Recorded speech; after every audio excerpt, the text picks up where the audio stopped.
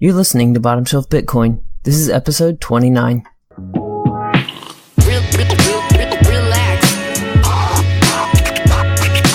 Enjoy your coffee. Okay. Good morning, everyone. Take a chill pill. What is it? Okay. Hey everybody, welcome back to another episode of Bottomshelf Bitcoin, the podcast that puts Bitcoin knowledge within everyone's reach. As always, I'm your host, Josh Humphrey, and today my guest is Austin Storms. Austin is a Bitcoin miner, and he also consults on large-scale mining operations. Austin and I met at the BitBlock Boom conference back in July, so I figured I'd get his opinion and thoughts on mining and where mining has been in the past and maybe where mining is going in the future. So Austin, welcome to the show. Hey, thanks, Josh. Thanks for having me. Yeah. So kind of give us an intro of your background and how you got into Bitcoin and then maybe how you got into mining. Yeah. So my background, I'm a techie by nature. My mom will joke that like from a very early age, I was taking apart our desktop computer. Sometimes I could put it back together. Sometimes I couldn't. And so, yeah. So I've been a hardware guy for pretty much my whole life. Growing up, played video games like pretty much all the rest of us. Diablo, World of Warcraft, Warcraft 3, all that good stuff. And then like got into, I guess, like your peer-to-peer file sharing clients. When I was in middle school and high school, like everybody remembers Kazaa, LimeWire, BearShare, and BitTorrent. The first time I saw Bitcoin was my sophomore year of college. It was like the first OpenCL was actually released, and a few guys like in my dorm were mining Bitcoin in their dorm rooms, and I was like, man, this is pretty cool.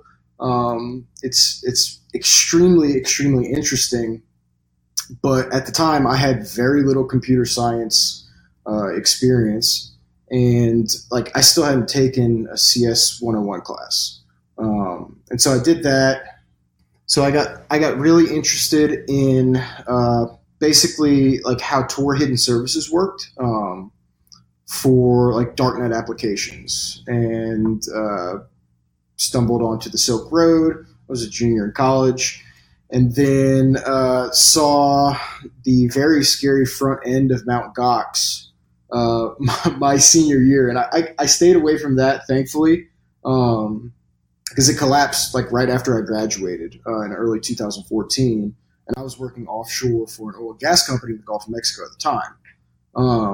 And to be really honest with you, I didn't even think about Bitcoin again until early last year when I flew home from California for Mardi Gras, as a matter of fact. And a buddy of mine who played baseball at Vanderbilt came with me, and we went to another friend's house, and we sat down and we're drinking a few beers. And he's like, man, I got to talk to you about this fascinating thing called Bitcoin and then also Ethereum. And I was like, yeah, I mean, what do you want to know?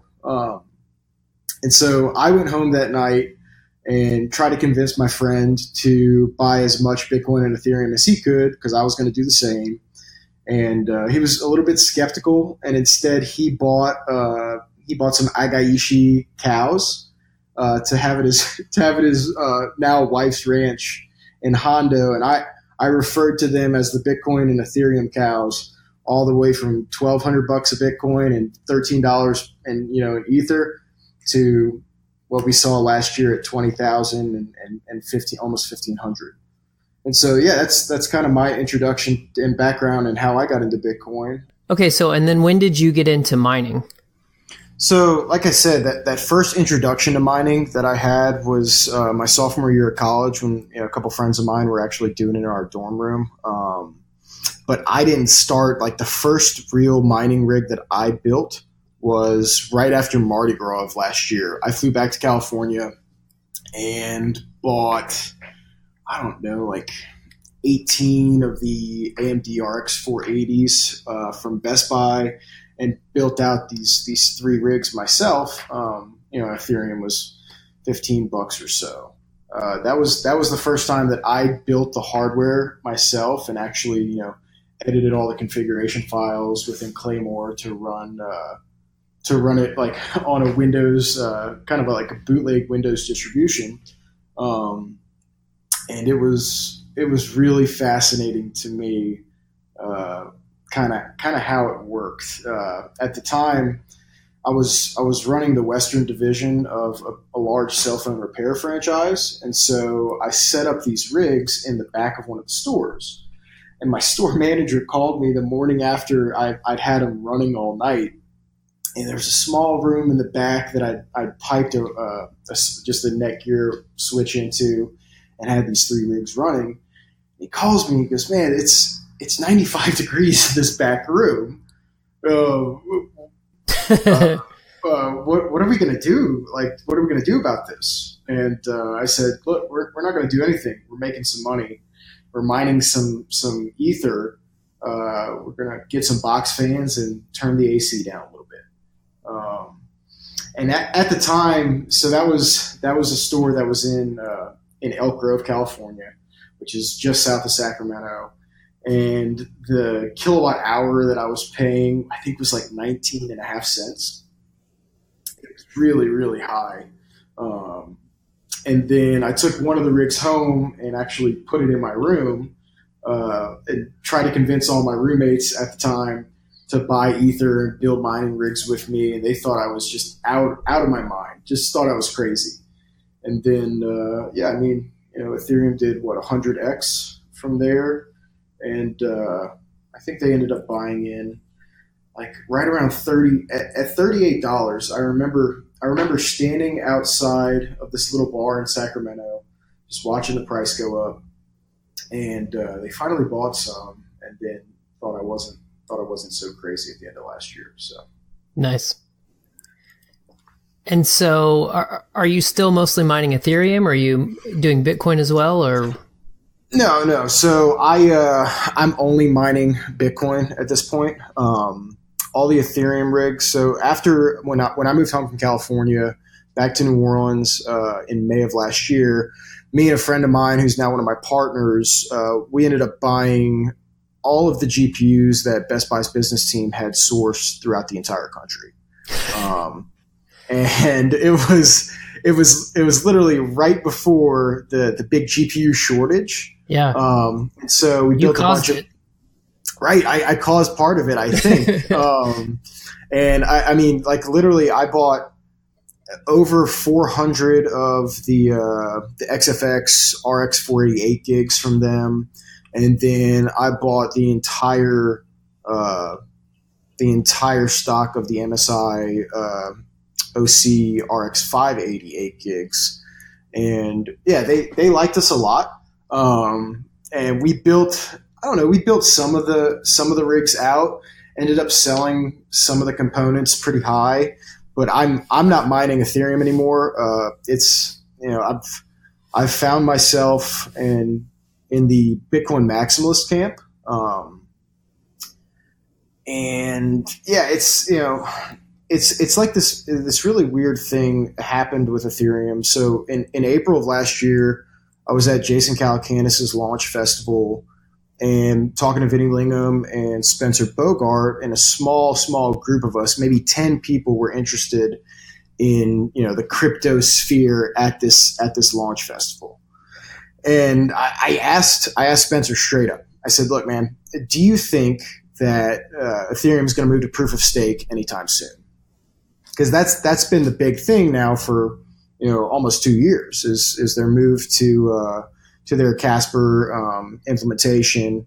And he said yes, and it still hasn't happened. But I kind of took his advice. We mined a little bit of Ethereum, and then sold the rest of the hardware at a little bit more than we bought it for. Yeah, and so I mean, well, I hadn't really thought about going into this, but we can since you brought it up. I mean, if/when they ever go to proof of stake, I mean, there's not really much of an incentive for mining, right? No. So if they move to proof of stake, it'll be like, I imagine the majority of that hash rate that's currently dedicated to the Ethereum blockchain's proof of work is going to move to probably Ethereum Classic or Zcash or any other GPU mineable coins that are the most profitable. And that's kind of the thing. The thing that a lot of people don't understand is that the mining game, especially with GPUs, gives you a huge kind of arbitrage between all the different proof of work coins, right?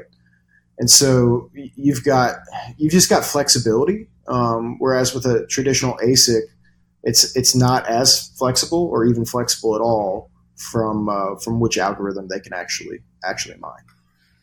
Right. And so I'm trying to remember, what does ASIC actually stand for? It's application specific integrated circuit. Yeah. So for those of you listening out there who don't know what that means, so like a GPU is like a high-end graphics card, essentially, right? Yeah. So a GPU is a graphics card. Your two, I guess, real producers of them are AMD and NVIDIA. The NVIDIA ones are more high-end. They're used a lot of TensorFlow stuff. I think the Tesla Autopilot utilizes GPUs for all of its image rendering. And yeah, it's just the way that I describe it to people is that your CPUs are smart, your GPUs are fast and smart, and your ASICs are just fast. Right. So you kind of get the best of both worlds in the GPUs, as long as there's no ASIC that's developed for whatever algorithm you're trying to mine on. Right. So once the ASICs were developed for Bitcoin, GPU mining kind of just went away because it just was not, they weren't fast enough to keep up and keep that advantage. But the downside, or the flip side of that, I guess, is that the ASICs are purpose built for a specific algorithm, whereas the GPUs, like you said earlier, you can switch between the algorithms on various coins. Right, exactly. And a lot of people don't know too that in between your GPU mining for Bitcoin and your ASIC mining for Bitcoin, there were FPGAs released. They're just field programmable gate arrays that were kind of like that intermediary step in between your GPUs and your current ASIC model. And that's like I think it was like late 2011. The FPGAs came out, and they were mining at the same hash rate as these GPU rigs, but they were using like a third or a fourth of the amount of power. And so they were just way more efficient. And GPU mining, it went the way of the dodo for a little while, especially in terms of profitability. And I mean, that's the entire case of this industry, right? Like you see your ASIC machines now, for instance, like the Bitmain S9 last year at 14 terahashes, right around 1350 watts, like drawing from the wall. And then like within a year, you've seen the development of the How Long Dragon Mint T1. And then like my favorite right now is the Shenmue M10, which is like 33 terahashes at, I think, like 2200 watts. And so the efficiency and the amount of hash that you're getting from these machines now is just really, really, it's not increasing at the same rate that it was from GPU to FPGA to ASIC, but it's still following a bit of Moore's law in the doubling of them. And I know you've kind of talked about the history a little bit of progression through from CPUs and GPUs to FPGA and ASICs but kind of talk to us about the difference between like mining solo versus what does it mean to mine with a pool? Yeah, absolutely. So solo mining, you're essentially competing against the rest of the network for the full Coinbase reward of a block that you may or may not find. It's good if you're a large scale miner. Nowadays, I'd say you'd probably have to have, I don't even know, like maybe over 50 megawatts, like actually deployed, for consistent solo mining rewards.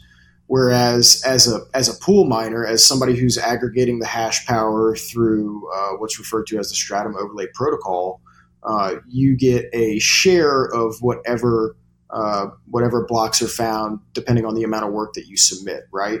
So you've got Slush Pool. That's my favorite. That's my favorite mining pool. I think they have a couple different payment options, and I have to check on this to see if it's PPS or PPLNS, which is just the difference between pay per share or pay per last number of shares. And it's just calculating a luck factor on how much you contributed to whatever block was actually found by the pool, if that makes sense.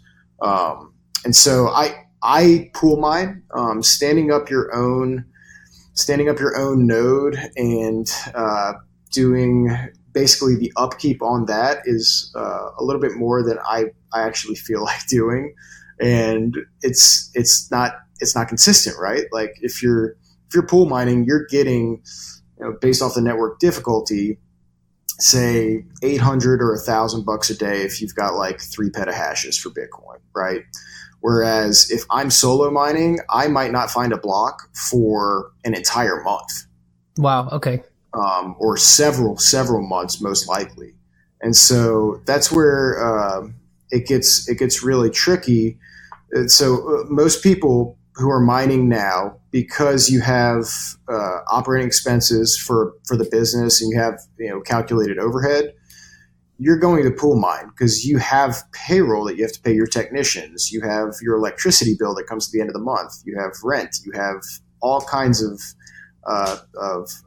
overhead and expenses that you have to make sure you're getting paid and not just finding a single block or maybe no blocks.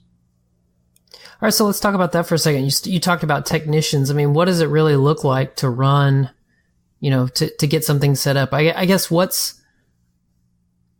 if you wanted to set something up and get into mining now, let's say Bitcoin specifically, mm-hmm. what does that really look like? I mean, how many rigs do you have to have running to make it worth your time and money, and what kind of upfront cost is that before you start making anything back? So it's different depending on your scale, right? So like as an individual miner, you could have a single mining rig, maybe an S9 or their newer S9J that runs off of a single phase 120 volt circuit, where it's pulling say 12 amps, and that's pretty much it. Once you start getting, I'd say, anywhere over your normal service to a business or a residence, say like a 200 amp single phase service, you have a lot of infrastructure costs just to build out the infrastructure to mine. Just you're bringing your power online, whether that's dropping a new pad mount transformer or your electrical company coming in and dropping a new utility pole for you. And it can get really expensive. It's really, I'd say, probably about $450 a miner for the infrastructure. Once you start getting big, is realistic in this market. I've seen some people who have the cost per miner around $300 for their infrastructure, and I've seen $600. I mean, it's kind of all over the place. It just depends on what your scale is and how much money you actually want to make. And when you say that, you're talking about the infrastructure to support each miner, not the price of the miner included in that. Correct. So a lot of people now, they use like 208 volt 3-phase, especially in the United States. And I mean, you're looking at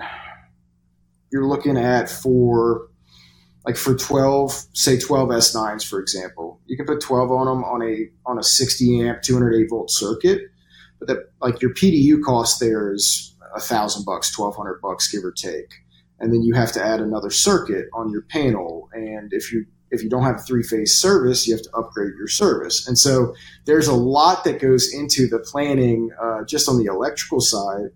And not even like your HVAC considerations on, removing all of that heat, whether you're doing like an ambient airflow or like some of these traditional data centers where you're just dumping a ton of cold air and returning the hot side through some type of containment system.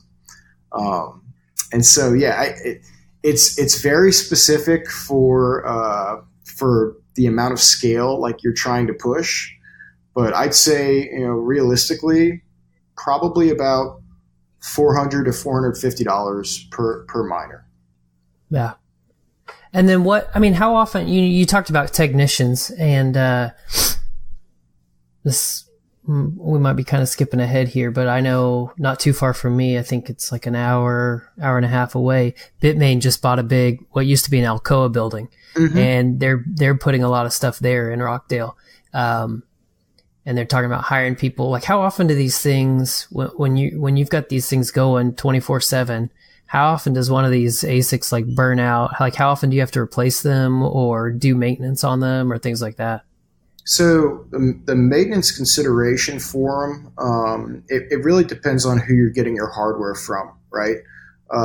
What I've seen over the past 18 months, 2 years, is that the first thing that goes out on your ASIC miner is the fan, right? Whether it's an intake or exhaust fan.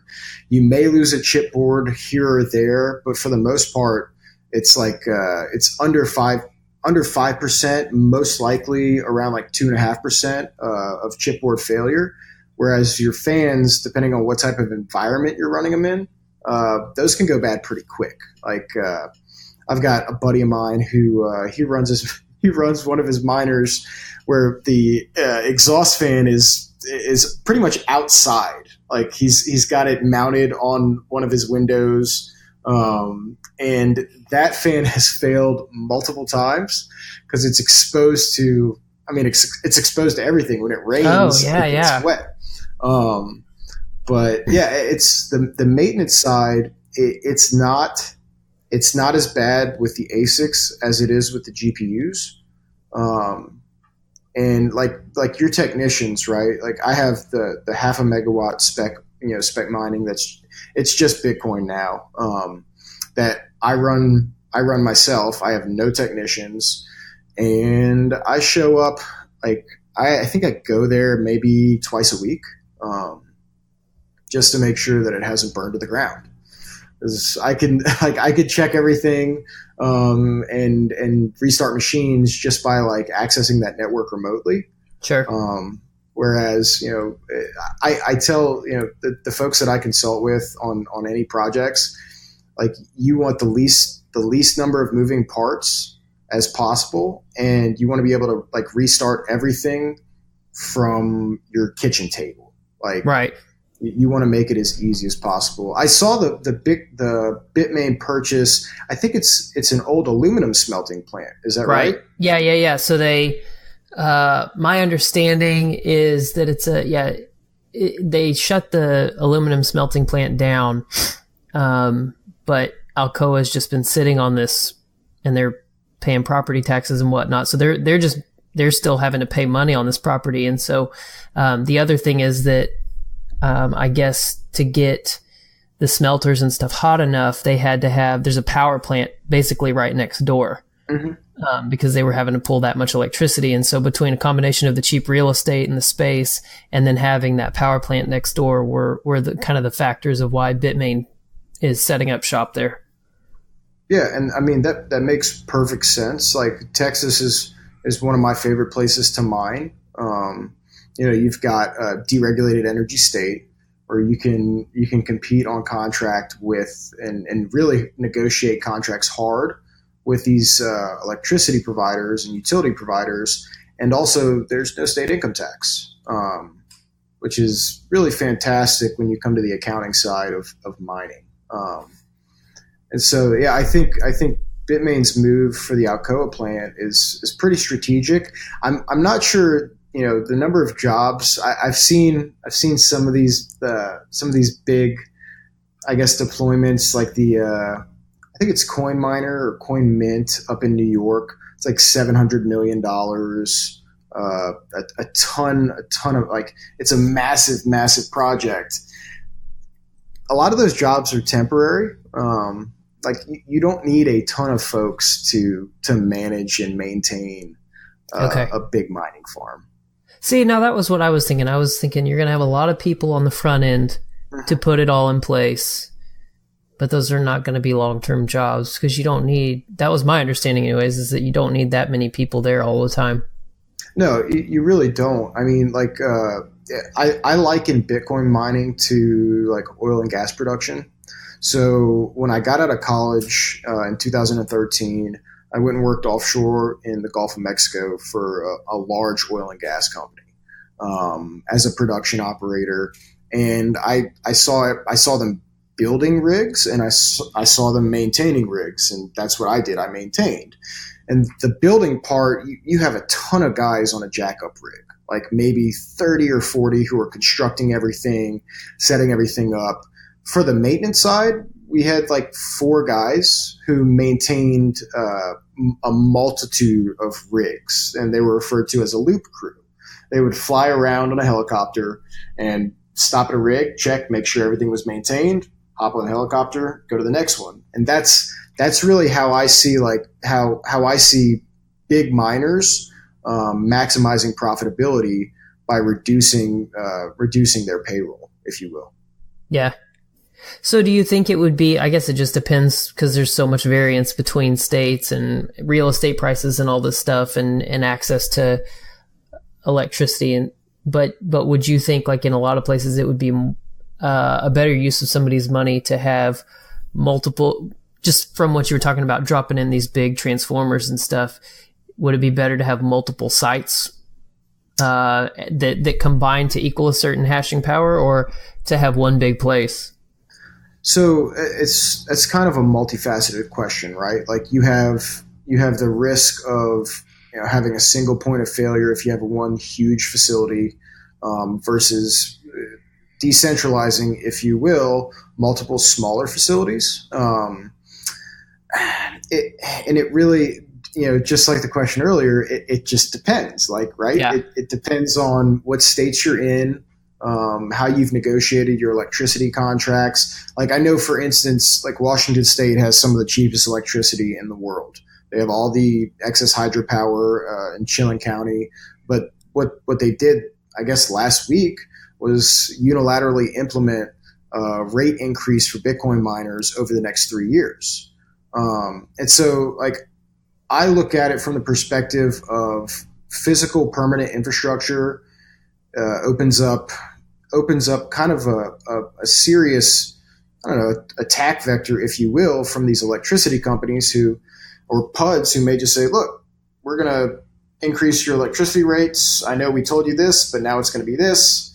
And so, like, my preference is taking the most common transformer that's available, a 300 kVA, pole-mounted transformer with, basically it's a single utility pole with 300 kVA transformers on top that pipe in 3-phase 208, and being able to have a mobile data center like some of these shipping containers that are being developed now. Like my team is developing one for a project in Arkansas right now. That's a 300 kVA 20-foot shipping container you put on the back of a truck and you move it wherever you want in the country.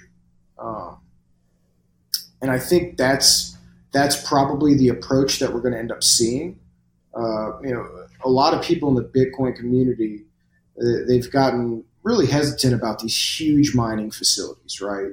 Sure. They think that mining is going to be centralized, which it probably will end up being geographically because of, places like Washington and New York that have this very, very cheap excess hydropower. But at the same time, like, being able to, I guess, mitigate the risk of your electricity provider saying, look, we're going to increase your rates. It's probably best to go with, a 225 or 300 kVA or 500 kVA build out. That's mobile, or that you can move most of the components for. That's very cool. So how do you mitigate the heat in one of those container units? A lot of air, right? So the unit that I have that I'm developing right now is just a 20-foot shipping container On one side, it has 8 fans that pull through about 80,000 CFM, and the inside. I mean, it only houses it's only built for 192 S9s, which at peak they're only going to produce 40,000 CFM, right? But if you want to run it somewhere like West Texas, right, where it's 110 degrees outside, you'll be able to do that. And that's kind of what I built it for. So yeah, it's basically a wind tunnel within a shipping container, if that makes sense. Yeah. Nice. All right. So what's your thoughts on this environmental, narrative that we keep hearing? Bitcoin uses as much energy as pick a country, whatever, or, this idea that it's bad for the environment, basically. Because you are burning electricity, and there is something to, if you don't live in a place that's using hydropower or something like that, I mean, a lot of it is coal burned, or coal burning produced electricity. So at least it sounds nice on the surface. Yeah, I think, so I'm a little bit torn about the Bitcoin's energy use and some of the negative press that's come about it, right? Because, for instance, Tim Swanson on Twitter of Numbers, he put, I think he had a thread, it was last week, 2 weeks ago, about Bitcoin's energy use and how it was 1% of the energy production of the entire planet, right? And I was in Colorado for a little short vacation, and I saw it, and I did some back of the napkin math, and he was off by an order of magnitude. I'm talking almost 33 times. And what it actually came down to is that the current energy being used by Bitcoin's proof of work is 0.03% of the entire energy production of the planet. And so it's, for me, it's a non-starter of an argument when somebody brings up the the energy consumption of the network. It's like Andreas says, Bitcoin's proof of work, although it uses a lot of energy, provides robust historical immutability through thermodynamic law, right? And so it kind of goes into the entire rabbit hole of how a 51% attack could be used against the network by malicious miner or malicious pool.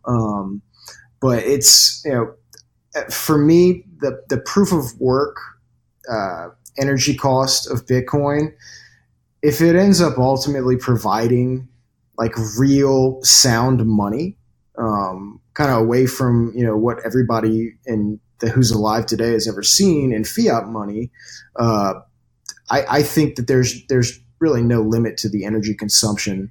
For me, that would make sense. If Bitcoin used 25% of the entire energy production of the world to secure the entire, what we could see as global sound money, I would be fine with that. And I think a lot of other people would be too. But in the age of climate change and global warming, it's not, it's frowned upon, right? It's not something that you want to bring up at Thanksgiving dinner, kind of like politics or religion. Right. Well, and my thing is compared to what, and this is kind of always when someone brings an attack on Bitcoin, usually it kind of starts to fall apart if you say, okay, compared to what? Because if you look at the, okay, how much energy goes into all of the production and upkeep and consequences of fiat money, it's astronomical. Let's look at all the people that get paid. I mean, let's even just look at how many people are employed at the Fed, right? Or just all these various things. Let's look at the military spending, which is propped up by fiat inflation and things. It's it's all so compared to what? And then Laurent, go ahead. cut you off like for a second before we move on. I think the compared to what argument, it's so easy to argue that Bitcoin uses a lot of energy because it's quantifiable, right? It's something that you can measure day in and day out, depending on the network hash rate, the efficiency of, whatever miners you consider to be in production or in use the most. Whereas military or banking energy use or gold mining energy use, those things are hardly quantifiable. Like you can't find the numbers for what the amount of energy that every bank branch in the entire United States uses. I'm sure it's astronomical, but it's like there's no way to measure it, right? And so it's a hidden statistic that's really easy to argue against. Really easy to argue against for Bitcoin and its energy use. Yeah. The other thing is Laurent, who runs he's the developer for oxt.me, the block explorer. He's got an article out on Medium. I'll put it in the show notes. I haven't read through the whole thing yet, but one of the things he talks about in there is that I think people also kind of do this thing where they try and calculate, this is how much energy is used per transaction or per block or whatever. And the reality is that's actually going against protecting the entire chain of the Bitcoin history as well. Right. Yeah, exactly. And I mean, and the longer the chain persists, the more energy is required to attack it because the more energy has been spent to actually secure it, if that makes sense. Yeah. And so, no, you're right on cue with that.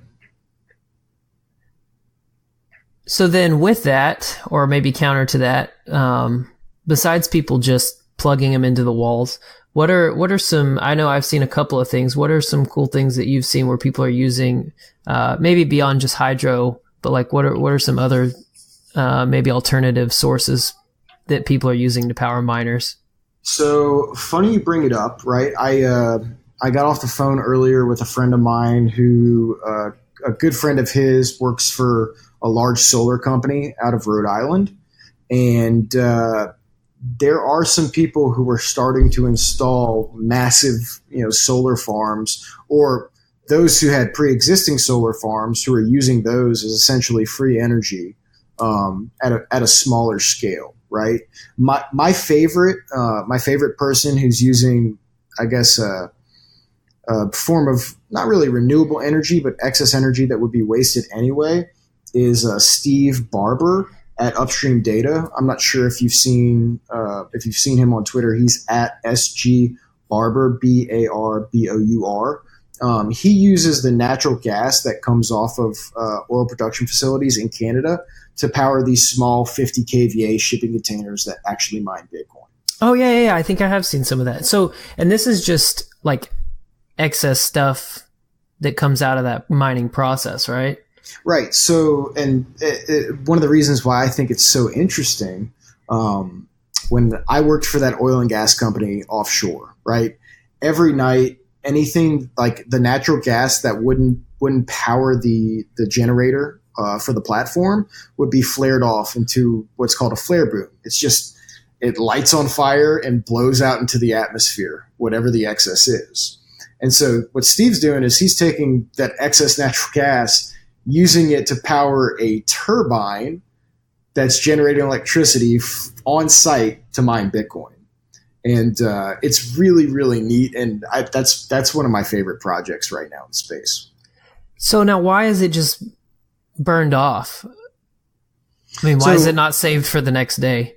Right. So natural gas in oil and gas production, at least, what you don't use, what comes upstream from your wellhead, what you're not using to generate on site is getting what's called flared off, where you have a large pole, and you guys have them in Texas, right? Yeah. I mean, I've seen them. I know what you're talking about. It's the big pole with the big orange flame at the top. Mm-hmm. So it might be a safety thing where storing like excess natural gas on site might not be safe, like in an environment like that.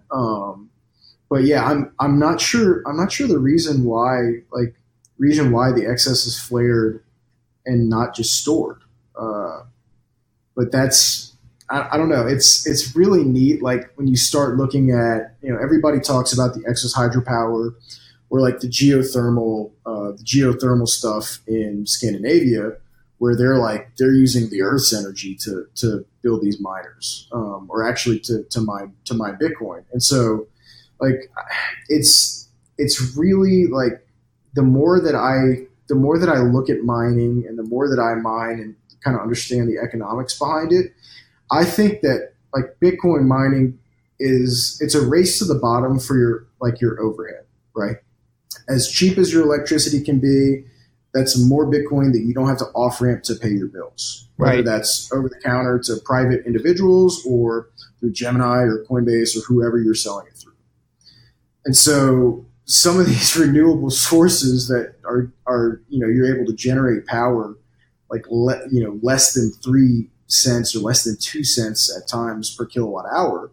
It's going to be really interesting to see how it plays out. And my favorite example of like renewable energy that's kind of been, I guess, hijacked, if you will, was Quebec at the end of last year, right?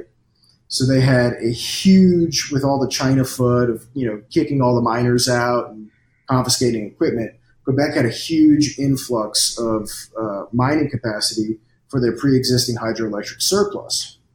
And just very recently, like within the last 2 or 3 months, they've pretty much told the Bitcoin miners, like, no more, all the excess hydro is gone. And now you guys are going to pay like extra. Like, I think it's almost 15 cents a kilowatt hour is what they're charging in Quebec now. Yeah. Which is from an onlooker's perspective, it's so frustrating because I look and I like, didn't they offer a very good deals to miners specifically? Yeah, no, they did, right? So people moved their production, across the world, and then now they're changing I've changed the terms of the agreement. Pray I don't change them any further.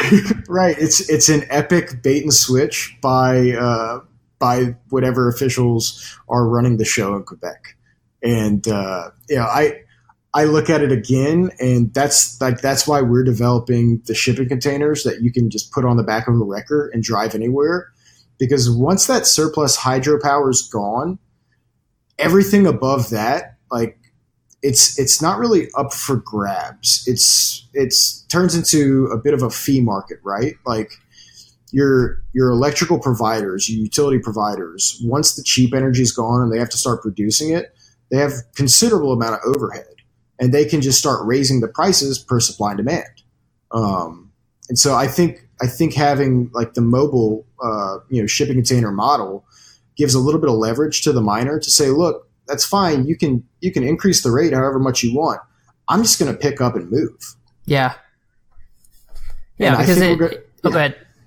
I think we're going to start seeing that, and especially in late 2018, early 2019, where the miners kind of regain some control over these electricity providers who are essentially trying to hold them hostage. So yeah. Yeah. I mean, I'm hoping that it creates some more arbitrage opportunity for and encourages some things. I know you said that Texas is deregulated on energy, but it's not entirely. They basically gave it over to individual municipalities to decide, and so. Specifically where I live is not deregulated. You have basically 2 cities that butt up together. And so depending on where you live, you have one of them or the other for your power, but there's not an option to go with a private company really. Whereas if I lived in Houston, I would have a bunch of options. Right. That's interesting. I know like Louisiana, we have a public service commission because where my facility is, I have one provider. Like that's it. There's one utility provider. And so they're regulated by that public service commission. I didn't realize that different municipalities within Texas were I guess, governed by a commission as well. That's very interesting to me. Yeah. So what they did, the state basically told all these, cities that were providing, it's like, if you want to, you can deregulate, but they didn't force them to deregulate, if that makes sense. And so some cities have deregulated, and then they've got various companies down there, and then some cities have not, which is, I'm just like, why would you not? The only thing, obviously, I guess, is like continued government control of it, but it's just private companies could do this better and cheaper for everyone. No, you're absolutely right. I mean, that's one of the biggest frustrations, I think, especially within the Bitcoin community, right, is that these government entities, especially within the mining community, government entities who have control over the electricity generation or production within a region, it's very slow, it's more expensive, and they have no incentive to work with you. And it's not like, so I guess it was back in February, I took a trip up to Wyoming to sit down with a few power companies in that state to try to negotiate very cheap electricity. Wyoming is kind of like Texas, but it's just a little bit north. It's a little cooler. It's a little cooler. Still no state income tax. Their gun laws are very respectable. And yeah, it's kind of like the Wild West there. There's not a lot of people. I think they have like per square mile the lowest per capita. Like there's just not a lot of people in the state. That sounds awesome. It's really great, and it's a beautiful, beautiful place. And unfortunately, I wasn't able to get the kind of rates that I was looking for. But still, it's there's a lot of options out there, and there's a lot of companies that, like, the more electricity companies that I talk to who are providing service, they love Bitcoin miners because they're getting on peak and off peak demand. They know exactly what type of load that you're like putting on the infrastructure that they have currently. And several of them are even like considering for their rate schedules to move to a what's considered a high demand, high load rate. So for instance, my facility is 0.5 megawatt. I pull right around 470, 480 kilowatts of demand 24/7 all month long. Wow. And so it stabilizes their grid rather than me bringing everything online like a traditional large industrial customer during the day and then it dropping off at night. And so they're able to calculate from their end what the circuit requirements are for whatever substation I'm pulling from, and they like us. And so it's really confusing when I hear about these companies that are holding miners hostage, if you will. But for the most part, it's not really companies that are doing it. It's individual municipalities or public utility districts that are kind of flexing their monopolistic right and on that energy production and as a regulated entity or as a public entity. Yeah. And so that's one of the most interesting things to me is what happened in Quebec and what happened in Central Valley, Washington State with the public utility providers as opposed to every single private utility provider that I've talked to, like, wants me, pulling electricity from where they're producing it, and they're willing to negotiate. Well, yeah, because it's a more consistent thing for them. It's like to translate it into something else. It's like, I guess it'd be something more like going, if I've got a product I want to sell or like a video store, let's say, and you've got a customer that comes in once in a while and buys a whole bunch of movies at the same time. I guess I'm dating myself here. People don't know what this is. It's just like you going onto Amazon and buying movies a bunch at a time and then going a long time between versus, being on Prime or being on Netflix and they're getting that consistent monthly subscription fee. Right. And no, that's exactly what it is. And no, it's just that's the most interesting thing to me in the mining space is how these markets are going to play out from a supply and demand perspective. Because and that's another thing. Like a lot of people don't know. For the most part, the electricity that's used by mining, it's being produced and wasted anyway. Like there, a lot of places, besides like the Alcoa plant, and I think Bitmain has another development they're doing in Washington State. Like a lot of places that aren't, how can I phrase this? A lot of the smaller miners, less than 5 megawatts, who are taking either transmission delivery or secondary voltage and distribution, that energy is already being produced by whatever plant is pushing it downstream to you.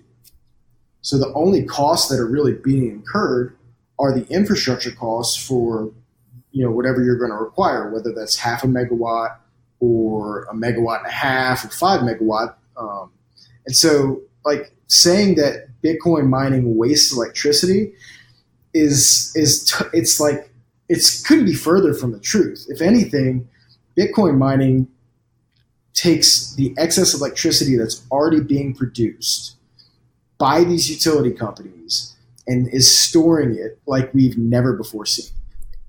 Yeah, because you're not okay. So that's, I hadn't really thought about it like that. So these companies aren't. I mean, I guess I obviously knew, hydroelectric. They're producing consistently, and it's not necessarily getting used consistently unless you come in and bring something like this. But I hadn't thought about like a normal just city electricity.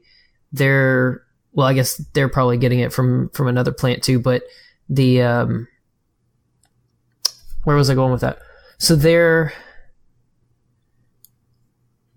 these companies, they're already producing the electricity at the plant, right? So like a power plant, say it's producing, I don't even, like off the top of my head, say a single substation can deliver 20 megawatts down circuit to its customers, but only 12 of those megawatts are currently accounted for. That 20 megawatts is still being produced by that power plant upstream. So then what happens with the excess normally? It's produced and wasted unless it's stored. Gotcha. Yeah. And so, yeah. So then they're making use of something. So it's not like when you hook up a group of miners that suddenly they're ramping up production to meet the demand. Correct. You're siphoning off what's being wasted already. Correct. Yeah. Especially with the hydro. I mean, like surplus hydroelectric power, if it's not stored and it's not used, it's still being produced. Yeah. Like the turbines are still being turned by snow melt. Like you're still pushing, 250 megawatts of energy through those turbines, whether they're being used, whether that energy is being used or not. I don't know. Like it either is or it isn't, but it's definitely being produced. Yeah.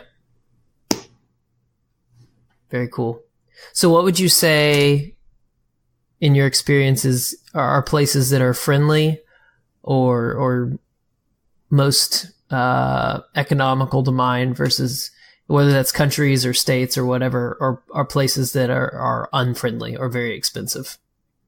Unfriendly, the entire state of California is awful, right? So like you're going to pay between 17 and 25 cents a kilowatt hour. Wow.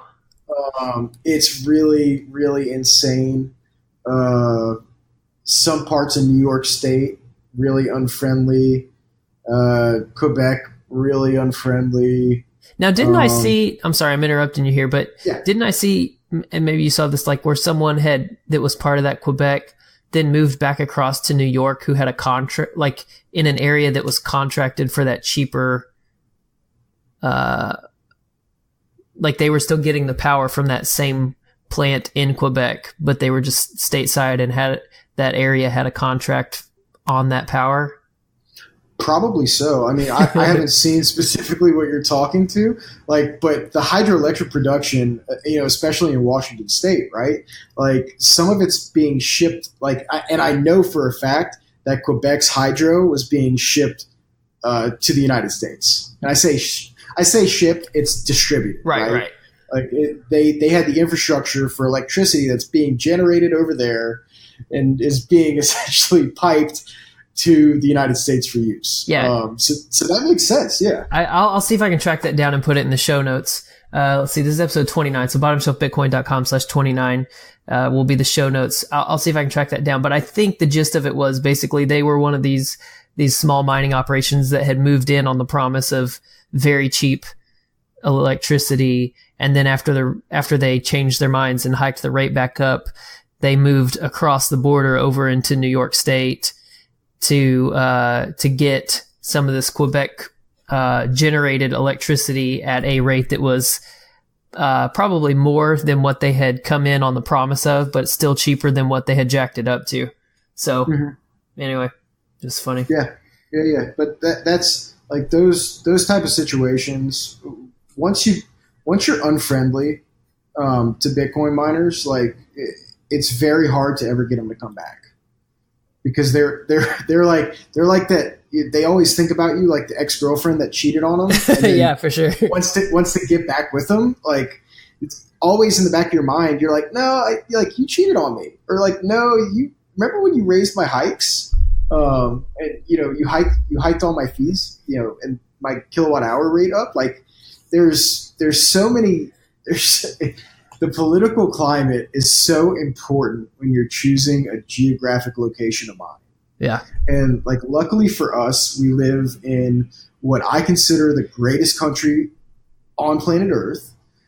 But for the most part, within each different state and with each like municipality within each state, you have like a totally different market that you can go to. And so I really like Texas for Bitcoin mining, especially North Texas. Electricity is really cheap in North Texas. Now, when you say North Texas, are you talking like the Dallas area, North Texas, or like Panhandle? Panhandle, North Texas. Yeah. Really cheap up there. Wyoming, like you can find some places in Wyoming where like kilowatt hour is between like 4 and 6 cents, which is still like really cheap.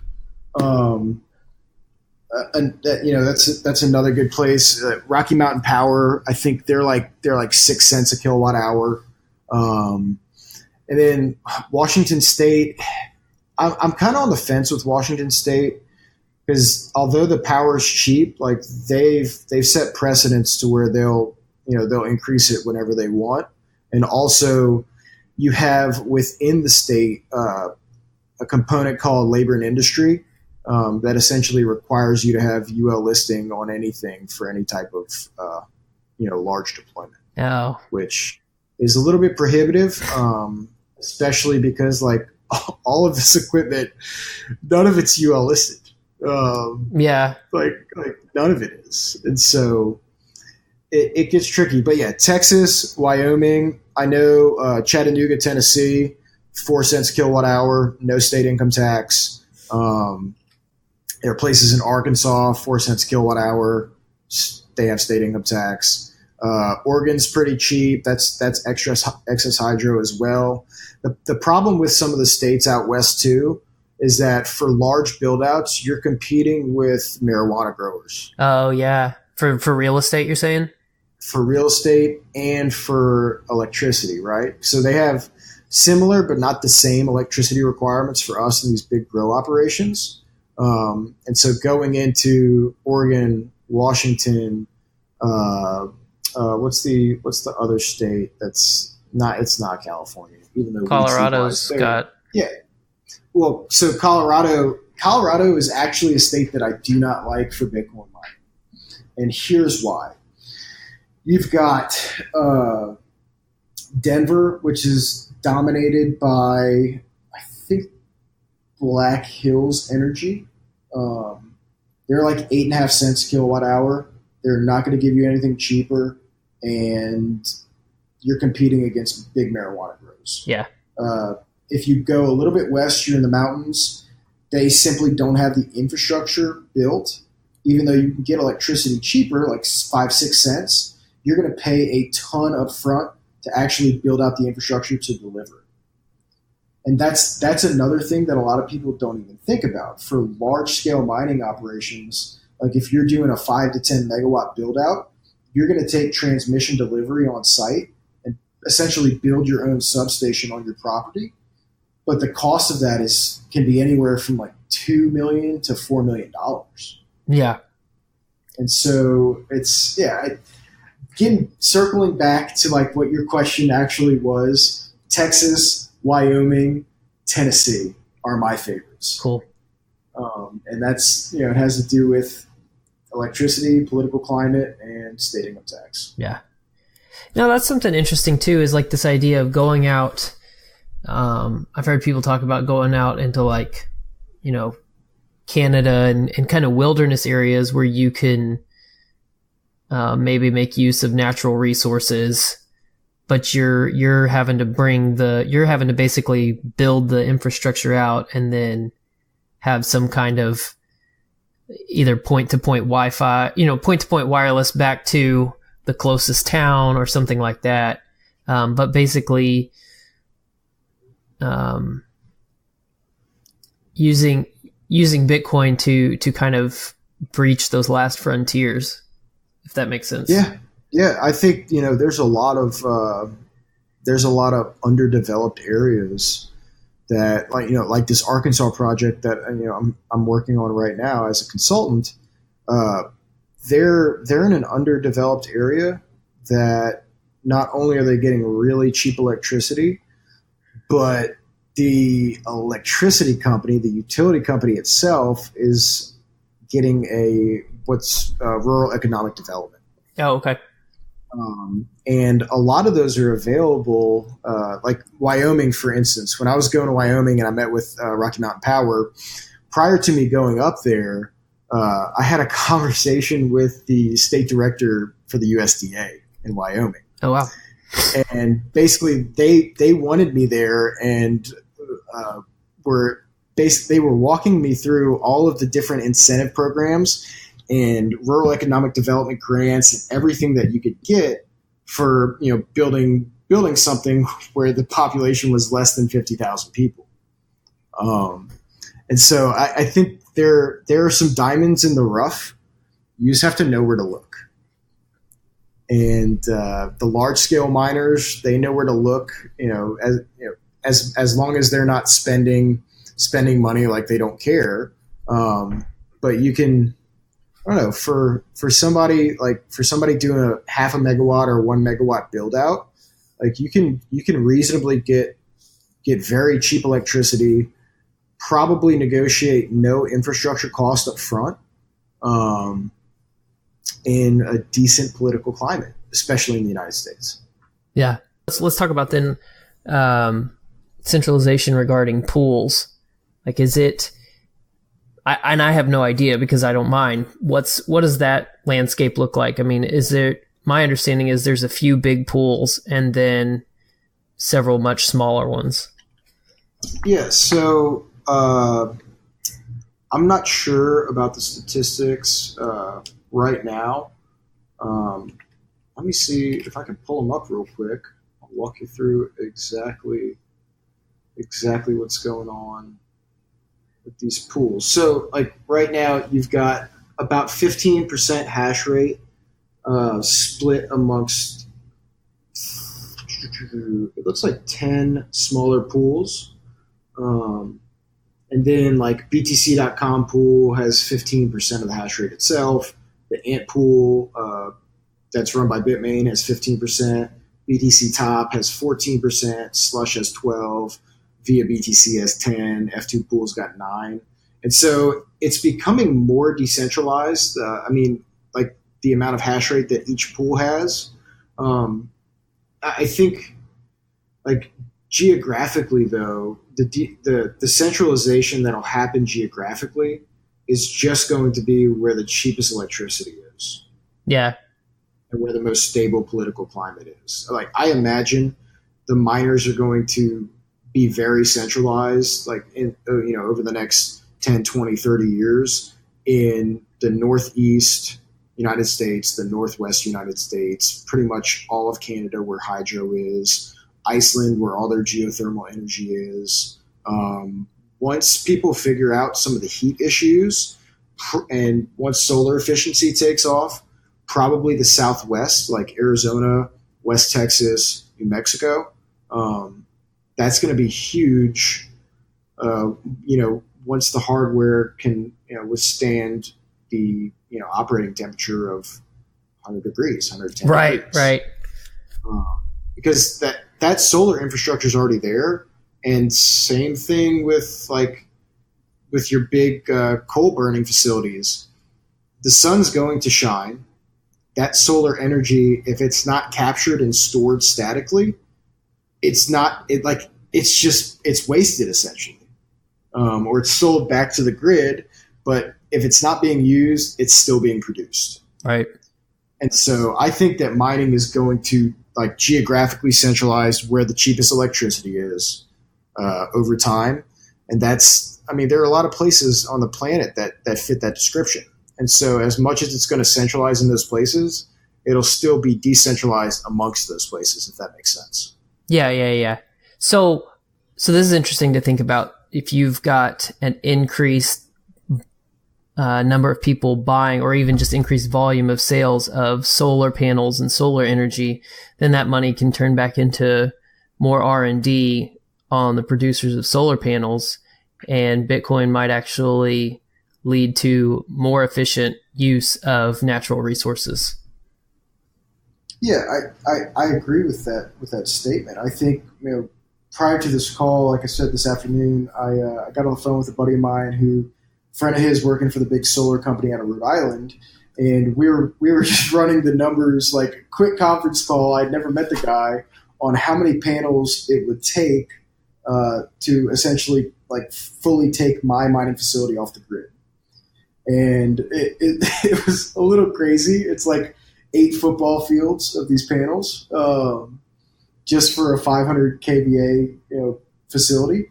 But it's still, I think Bitcoin and its energy use is going to be a driver of very efficient energy use, whether that's using the natural gas excess that's going to get flared off anyway, or whether somebody builds some type of solar application that allows individuals to basically sell all that power back to the grid. One of the things that I think about in the future of mining is when solar panels are effectively commoditized. Like right now, your best solar panel might be 25% efficiency, producing 400 watts under full sun, which is 5 hours a day. That hasn't grown much since the 1990s. Wow. Because there's been no incentive to. It's still very cheap, although somewhat environmentally hazardous, to produce electricity by burning coal. And so I think that the economic activities behind Bitcoin mining and that race to the bottom for the most efficient energy production could be a potential driver behind solar in particular. Yeah. And that's, like I said, though, doing the back of the napkin math right now, my 500 kVA facility would take 122,000 square feet of these panels. And these are the best panels on market. They're made by LG. They're 400 watts of production apiece. But it's still extremely cost prohibitive right now because they haven't been effectively commoditized. Yeah. Interesting. So what about manufacturers of ASICs and stuff? I know we saw the Halong mining Dragon Mint come on, I guess, somewhere March or April this year. And I know there's a couple others. It seems like maybe Bitmain's losing its I guess it didn't have a monopoly, but it had a very strong grip on the manufacturing industry. Yeah, so I think like ASICs are finally reaching a point where they're becoming, they're starting to become commoditized. Bitmain for the last like 3 years, they've had a monopoly on the manufacture of ASICs, particularly for Bitcoin mining ASICs. You still have like your Canaan miners who produce the Avalon. They've been a big player since 2012. Maybe don't quote me on that. It's been a while. I think the Avalon miner was the first ASIC that was pushed to production. But it's like you've got the GMO miner coming out of Japan. That's, in my opinion, it uses too much electricity for current PDU build-outs, but that's neither here nor there. You've got the Shenma M10, who is actually, so that's the engineer who built the S9 for Bitmain and then left.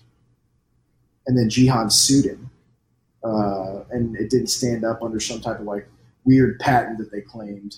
And so, yeah, you've got a ton of players coming to market right now, and I think it's because like the development behind these ASICs is very capital extensive up front. But you can sell them like hotcakes. They're money printing machines, right? And a lot of people have realized that.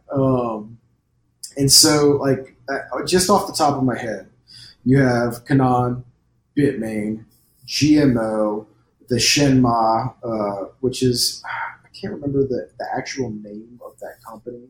But you've got like even Halong. Like, we bought a ton of Halong miners of the T1s. They're great. A little bit higher error rate than the Bitmain stuff, but it's still a really good piece of machinery. And so, yeah, like you've got a bunch of players who are coming into this market. And I just read an article earlier on how chip fabrication is, like, for the ASICs is leading to a little bit of a shortage for the rest of the chip fab, like companies like Intel, who are, you know, producing their i7s, or AMD with their Ryzens. Like, they're having trouble, like, I guess, sourcing the materials because of the shortage due to the ASIC production. Wow. Which is really, really interesting. Yeah. And I'll have to find the article and send it to you so you can add it to the notes. Yeah, definitely do that. But that's another form. And you know, a guy that I follow on Twitter and talk to all the, you know, a lot of times, Andrew DeSantis, he like a year ago said that this was going to happen with your chip foundries like your TSMC and your other, like, really two large foundries that produce these chips. And so, yeah, it's really interesting, I guess, the decentralization that's happening with the manufacturer. You know, that's something that I've been surprised by, I guess.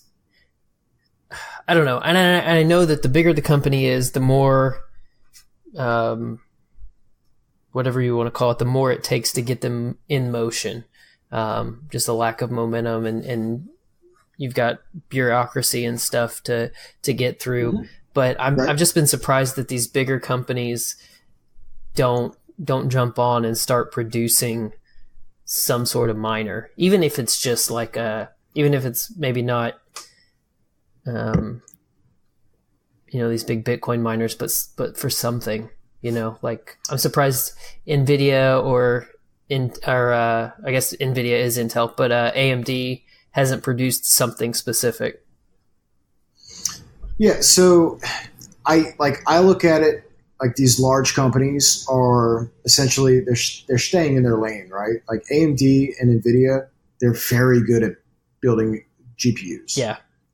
I don't think the market opportunity is big enough for some of those companies to move to ASIC production. And then, like, Intel's tried to make a GPU now for like years and years and years. They finally gave up on it. They're just pushing out CPUs. But it's like market opportunity is there, but a lot of these larger players already dominate their fields. and there's not a ton of incentive to move into ASIC production. Now, like company like Samsung, who's actually producing some of these chips now, like some of the 7 and 10 nanometer stuff, they're going to, because that's within their lane, right? Like they understand the role that they play as a chip manufacturer, but not necessarily an ASIC like manufacturer and producer and seller. Gotcha. If that makes sense. Yeah. No, that makes sense. When you move into something that you haven't done before, you're taking on a much bigger risk. Right. Especially considering the amount of upfront capital you've got to spend to develop this stuff.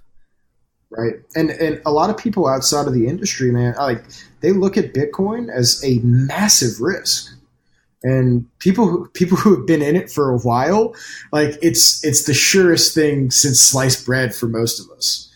Whereas a lot of these, I guess you could call them no-coiner type folks who just haven't been exposed to it and are still they're still very, I guess, tentative on the entire ideal of digital currencies. They're not interested. And you have to think about who's making the decisions at the end of the day at these large companies, right? Sure. Yeah. And I think, that's a good point. I think you could almost even make two groups. You have people who are specifically anti-Bitcoin or cryptocurrency, like against it. And then there's people who just don't care or just don't know enough to feel like it's worth their time to learn all this stuff. It doesn't make sense to them and they're just going to move on with their life. Right. I mean, no, that's exactly what it is. Like, the way that I think about it, right, is the same way that some of these bank CEOs, Jamie Dimon's the best example that, a lot of people are familiar with. He's less interested in Bitcoin, even though he couldn't keep it out of his mouth for like a year. Because he's at the tail end of his career. Right. He's going to retire in the next 10 years. And it doesn't matter, hyper Bitcoinization is not going to happen in the next 10 years. And that's an unpopular opinion amongst some of the Bitcoin maximalists I talk to. It's not going to happen as fast as we think it is. It's going to happen, but not before the careers of these decision makers of these large publicly traded companies are going to be retired and aren't beholden to shareholders. Yeah, I guess that's true. It's the best example I can kind of explain this with is Warren Buffett's view on Bitcoin is, rat poison squared, and Charlie Munger they just hate it, right? And these guys, they have their own mortality is weighing in the back of their mind. And at the end of the day, both of them are going to be dead in the next 10 years. There's no way around it. It's going to happen. That is just science. There's no incentive for them to to embrace Bitcoin. Sure. as a new paradigm shift or anything like that. They just want to continue the way that they're doing things. They're very content in that, and that's fine. But the majority of the world's not like that, I don't think. I'd argue that 99% of people aren't content with their lives. They want to make it better. They want to make the world a better place. And so it's really interesting to see over the next 10, 15, 20 years how people our age start coming into these positions of power, if you will, and start making decisions for the long term, if that makes sense. Yeah, for sure. It is weird to start seeing yourself as hey, we are the people, we are the young professionals.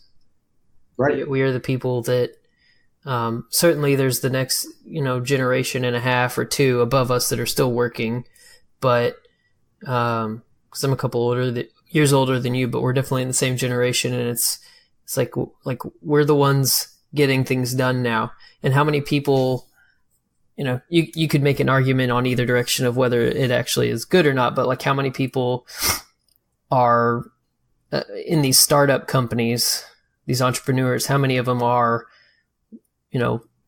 less than 40, let's say, between 25 and 40 in that age range. And it's definitely, and especially if you look at like where we were at when, I think in previous economic recessions and stuff, people didn't have the access to information and the internet and stuff like we did, kind of growing up on it and having all that information and coming out of 2008 and so I guess you would have been coming out of high school, going into college somewhere in there, right?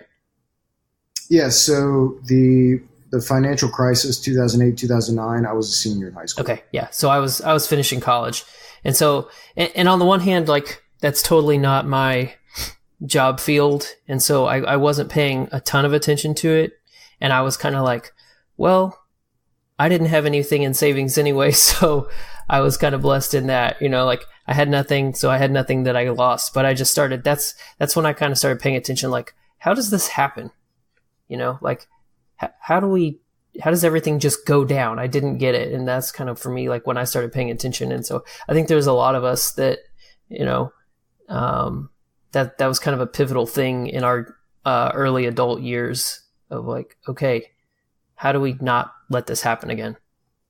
Right. No, I mean, it's like there's a really good book that kind of explains the background of the 97 crash and then what happened in 2008 and 2009. It's called The Quants by Scott Patterson.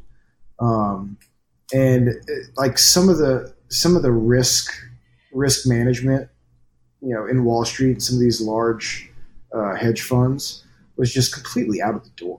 Right. Like they just didn't even care about it. Over time, the returns that they were getting with traditional, non-leveraged positions kept getting smaller and smaller. And so the risk management involved in taking these leveraged positions was just a complete afterthought. And that's a really good book that kind of walks you through the entirety of 2008, 2009 financial crisis and what happened and really what caused it. Cool. I'll add it to my long list of things I gotta read. Right. Yeah. All right. Well, I'll put that in the show notes too. All right, man. We are officially over an hour now. Any final thoughts or things that you would say to people who are considering getting into mining? If you're considering getting into mining, get a smart accountant. That's probably my best advice for you. Depending on scale, like you can be a small scale home miner, and still open up an LLC and be able to write off essentially everything against your normalized income. But yeah, get a really good accountant and then do your research, experiment.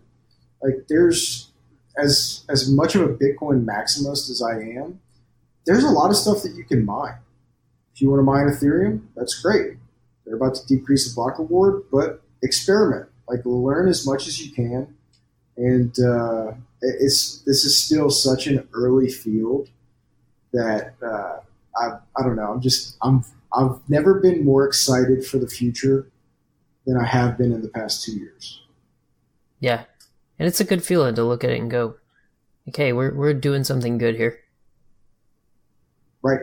And that's like, at the end of the day, it's that's what it's about. Oh. All right, Austin. So how can people keep up with you?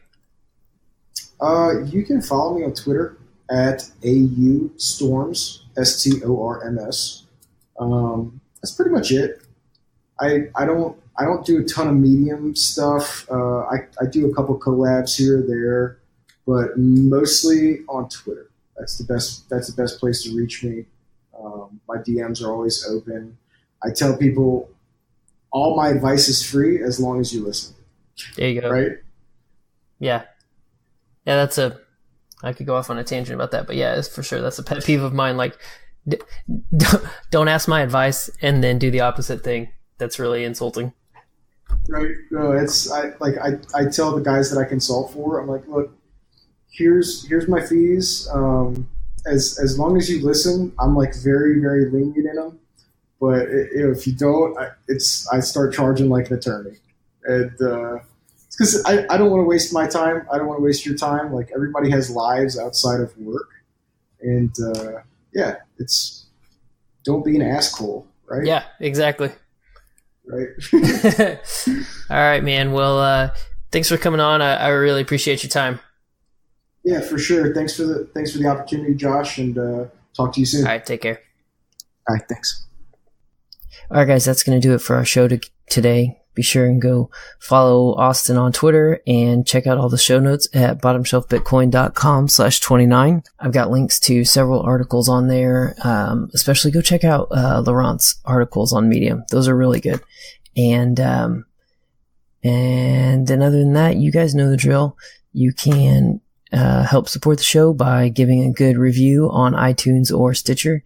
And if you go to bottomshelfbitcoin.com/donate, you can see the various ways that you can help support the show financially through Patreon or through Bitcoin donations, etc. Now, I do want to say there's a new way to use Bitcoin donations. It's through something called Tallycoin, which was developed by DJ Booth 007 on Twitter. I don't know his real name, but that's okay. So he's got this thing, it's kind of a cool visualizer. So I've got mine set up at tallyco.in. So that makes Tallycoin, but TALLYCO.in/bottomshelfbtc, just like my Twitter handle.